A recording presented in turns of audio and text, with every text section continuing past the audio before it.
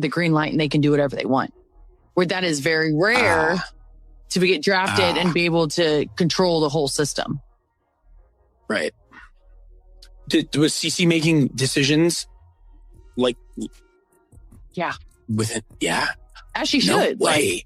As she should, but I also think that Put an end to everything. What the league attempted to hide was now confirmed by Sophie Cunningham. Not only did Caitlin Clark disagree.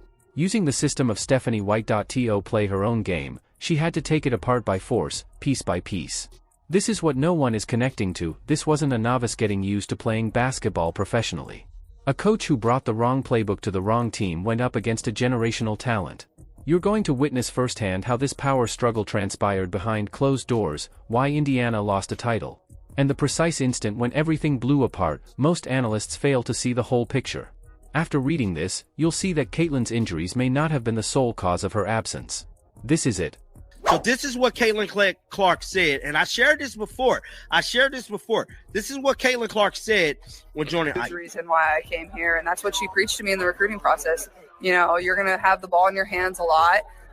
And I think a lot of my final schools kind of had that same look, but I think the read and react offense that we run was super important for myself. You know, you're making basketball reads. It's not a set. You're not being told what to do every single time you come down the floor. You're just playing the game you love. You're flowing freely. You're playing off your teammates. And that was super, super important for myself. And I think also the past success of what they've done, like it was proven that it was very successful. They've proven that they're a great offensive team. So that really. Pay close attention to those words. The ball will be in your hands a lot. Read the offense and respond appropriately. You are not always instructed on what to do. You're just having fun while playing the game you love. That's Caitlin outlining her reasons for picking Iowa. That's how she plans to succeed. Watch what Stephanie White did now. As soon as she got to Indiana, she introduced the Connecticut half-court offense, which is the complete opposite strategy.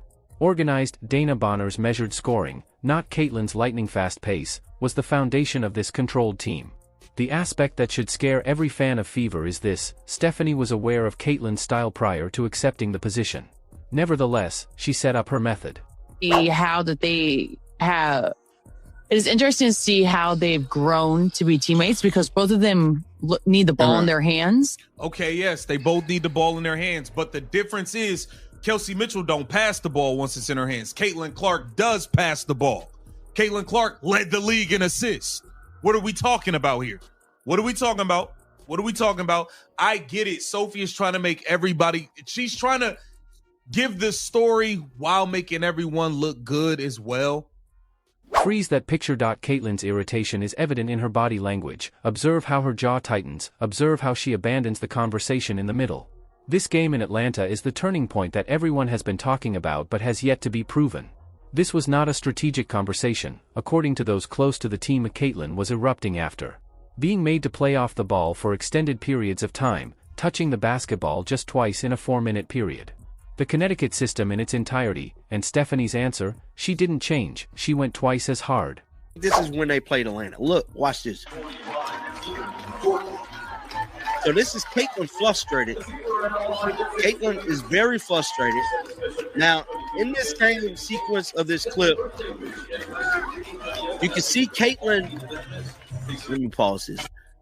So that is Caitlin yelling at Stephanie.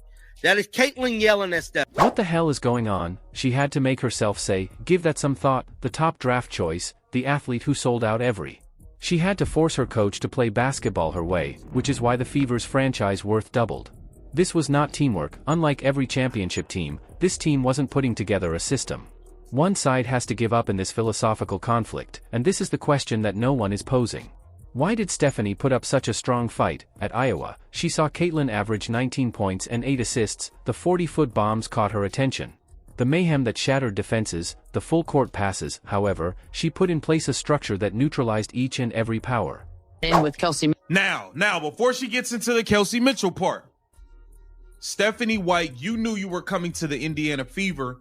You should already know the system Caitlin wants to play.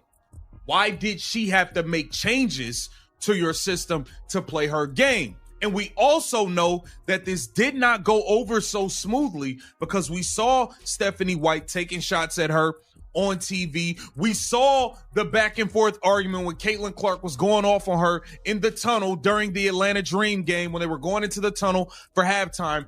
We saw Runner-up. Failed to make it, not close enough, but damn close. The outcomes of Connecticut under Stephanie White's method. Take a look at Indiana's postseason run now. The exact same result. Runner-up, just one more game. It's not a coincidence.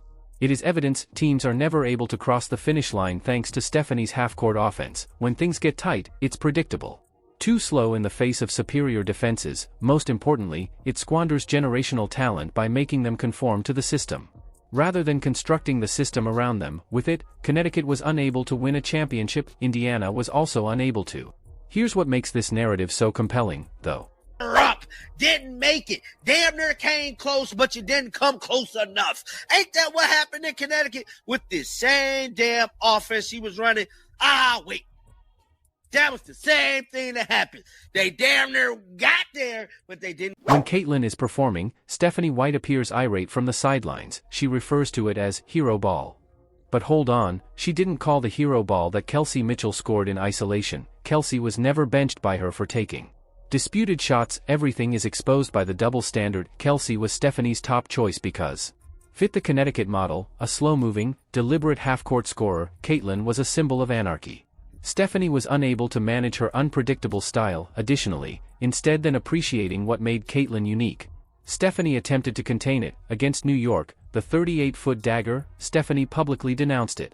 The logo threes that discouraged rivals, not in the offense, the full-court passes that produced simple layups, too dangerous. All of Caitlin's weapons were branded as problems rather than solutions. Let me see. Because those types of athletes, they get to come into an organization, they have the green light and they can do whatever they want. Where that is very rare to get drafted and be able to control the whole system. Right. Was CC making decisions like Yeah. with it? Yeah. As she should. No way. As she should, but I also think that Ooh. go ahead. That's crazy. I didn't realize that. She's just young. I just didn't think that. But when you have a generational talent like that, she should have a lot to say. After the Atlanta game's intermission, something shifted, and it persisted into the Dallas game. Caitlin stopped requesting permission. She took custody of belongings. She dismissed plays with a wave, regardless of what the clipboard showed. She ran her attack. Stated, and you know what took place? The Fever had its best basketball run of the year. Caitlin's consumption rate increased dramatically. Her assists skyrocketed, the speed quickened. Indiana appeared to be unbeatable at first, but injuries turned everything upside down. However, this poses the most significant query in the whole story. If the team's best basketball came from Caitlin playing her way, why did she first have to fight so hard for it? The system, Mike said. Sophie Cunningham confirms that many of us knew this. Caitlin Clark has a lot to say. Will have a lot to say over the offensive system. Anyone that knows ball knows something changed after halftime of their Atlanta game. And you're supposed to work with her to develop the system. What appeals to you? What specifically do you want to run here? You can optimize generational talent. LeBron's drive and kick style was the foundation of his teams. The foundation of Steph Curry's Warriors is his gravity and motion. The foundation of Luka Doncic's Mavericks was his skill at pick and roll. You don't write a transcendent player and compel them to use your previous system. You create a new system that enhances their abilities. Stephanie White took the opposite action. Arriving with a pre-arranged plan, she implanted it without Caitlin's input, and then pretended to be shocked when her potential wasn't realized. The haughtiness is astounding. It is illegal to waste talent. Not bring your Connecticut system, have her playing small forward for a handful of games, and now she gotta change the system and enforce her power. Come on now.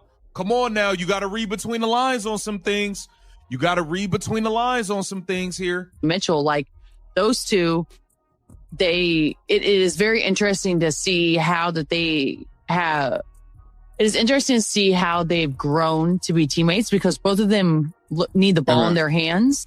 I believe it had to do with the Stephanie White system. Kelsey Mitchell was just cleared of any conflict with Caitlin by Sophie. She is correct. Two-player chemistry was never a factor in this. Caitlin and Kelsey might get along just fine. The downhill scorer is one. The engine is one. However, Stephanie's approach used rationing to set them against one another. Ball handling duties rather than establishing a hierarchy. There is obvious pecking in elite teams. Commands. Steph was the system. As the 2016 Warriors were aware, the 2020 Lakers were aware that LeBron was in complete charge. Stephanie's refusal to designate Caitlin as the offensive leader prevented Indiana from establishing that clarity.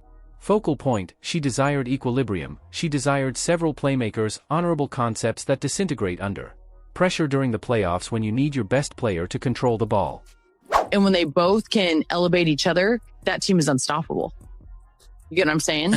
I agree. When Caitlin Clark and Kelsey Mitchell are both playing like at a high level, and I do feel like they have good chemistry. Like we saw it second half of the season, even at points this season. Like I don't think there was ever a Kelsey Mitchell, Caitlin Clark thing. This is the timeline that no one is creating. Following the incident in Atlanta, Caitlin Force's system is altered. The Fevers rise, they advance to the postseason, they fight through rounds, appearing more formidable every time. Caitlin then sustains an injury, she doesn't come back for the finals. Stephanie's Connecticut is operated by Indiana. System without alteration, they are defeated. Runner-up once more. Now consider this, was Caitlin's absence the only? Why did they fail, or did the system return to its original state, sufficient to compete, not competitive enough to win? Because this is the unpleasant reality, Caitlin-less basketball gave Stephanie the championship run she desired. Her method worked the way she wanted it to, and it produced the same outcome as it did in Connecticut, second position. Next season, the front office has an option: continue with Stephanie's methodical approach or adapt to Caitlin's read and react pandemonium. Strategy that has now failed to win a title thrice. The league is keeping an eye on it, the fans are calling for explanations. What about Caitlin? She has previously demonstrated that she will defend her system if necessary. Stephanie, please share your thoughts below. Does Indiana waste its generational talent, or can they adapt?